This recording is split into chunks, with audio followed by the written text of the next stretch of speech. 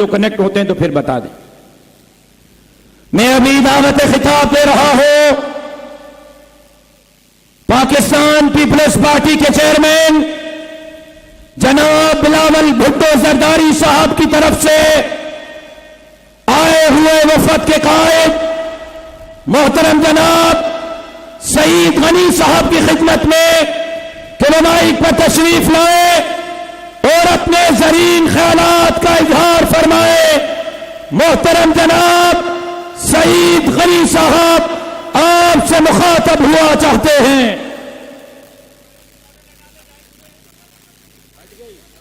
اعوذ باللہ من الشیطان الرجیم. بسم اللہ الرحمن الرحیم.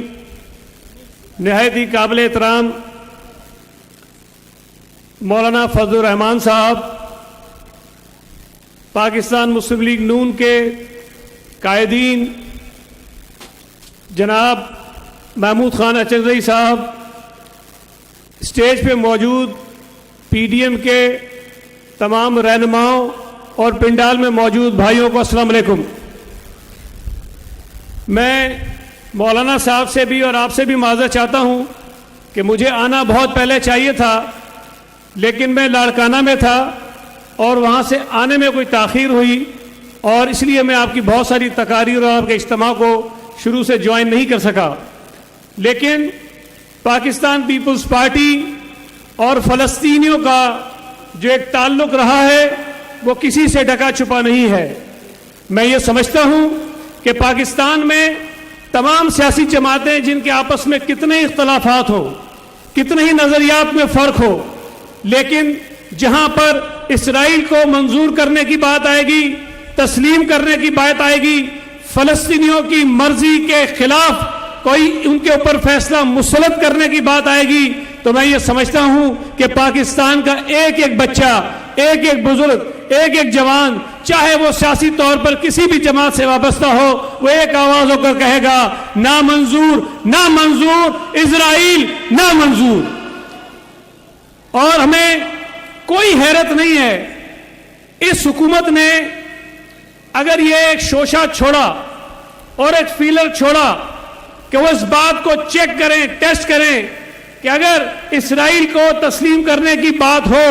تو پاکستان کے لوگوں کا کیا رد عمل اس پہ آتا ہے. پھر یہ کہتے ہیں نہیں ہم تو نہیں کر رہے. آپ تو کشمیر پہ ہونے والی سودے بازی کو بھی نہیں مانتے.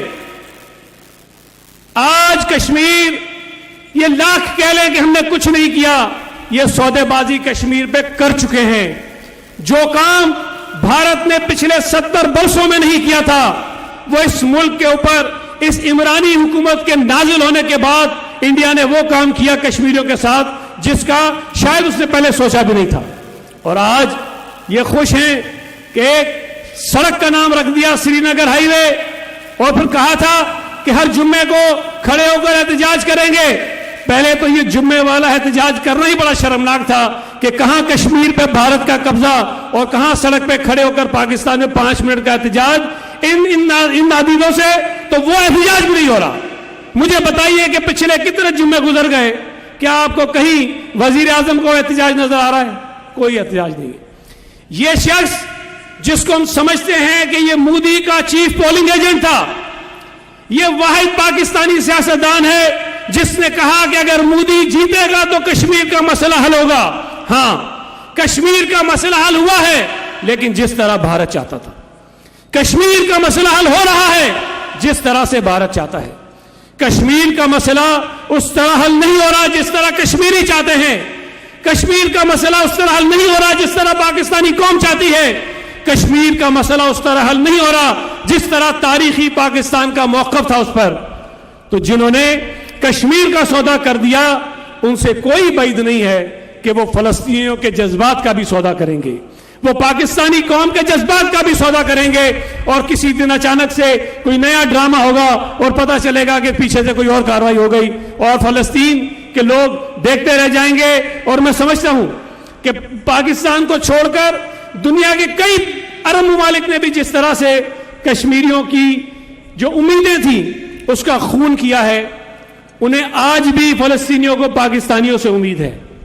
میں یہ سمجھتا ہوں کہ آج کے اجتماع سے جہاں مولانا فضل الرحمان صاحب موجود ہیں، دیگر مذہبی اور سیاسی جماعتوں کی قیادت موجود ہے، اور میں یہ بات یقین سے کہہ سکتا ہوں کہ جن لوگوں نے جن گمراہ ہوئے ہوئے لوگوں نے جو بیچارے پتہ نہیں کس وقت کا کس کیفیت میں پی ٹی آئی کو ووٹ دیا تھا، لیکن جنہوں نے پی ٹی آئی کو بھی ووٹ دیا تھا، میں سمجھتا ہوں کہ ان کی بھی بہت واضح اکثریت اس بات کے خلاف ہوگی کہ فلسطینیوں کے مرضی کے خلاف اسرائیل کو کوئی تسلیم کرنے کا فیصلہ کرے۔ میں مولانا صاحب آپ کو مبارکباد پیش کرتا ہوں کہ آپ نے نہ صرف آج کا اجتماع بھرپور انداز میں منعقد کیا، بلکہ پی ڈی ایم کے جتنے اجتماعات ہوئے ہیں ملک کے کونے کونے میں، ہر شہر میں، گلی کوچوں میں، وہاں جس طرح سے پاکستانی قوم پی ڈی ایم کی قیادت کے ساتھ کھڑی ہے، میں یہ سمجھتا ہوں کہ یہ دنیا بھر کو ایک میسج ہے، پاکستان کے ان اداروں کو ایک میسج ہے جو یہ سمجھتے تھے کہ پاکستانی قوم تو پتہ نہیں کس راستے پہ چل پڑی ہے، انہیں نہ اپنے آئینی حقوق کا خیال ہے، نہ بنیادی انسانی حقوق کا خیال ہے، نہ انہیں جمہوریت کا پتہ ہے، نہ انہیں اداروں کا پتہ ہے، نہ انہیں پارلیمنٹ کی وقار کا پتہ ہے، نہ انہیں اپنے ووٹ کی طاقت کا پتہ ہے۔ لیکن پی ڈی ایم کی اس تحریک نے اور کچھ کیا ہو نہ کیا ہو، بہت کچھ کیا ہے، لیکن میں کہہ رہا ہوں اور کچھ کیا ہو نہ کیا ہو، کم از کم ایک بحث ضرور چھڑی ہے کہ کیا پاکستان میں جمہوریت ہے، کیا پاکستان میں آئین کی پاسداری ہے، کیا پاکستان میں عدلیہ آزاد ہے، کیا پاکستان میں میڈیا آزاد ہے، کیا پاکستان میں سیاسی جماعتیں آزاد ہیں۔ اگر یہ بحث ہو رہی ہے تو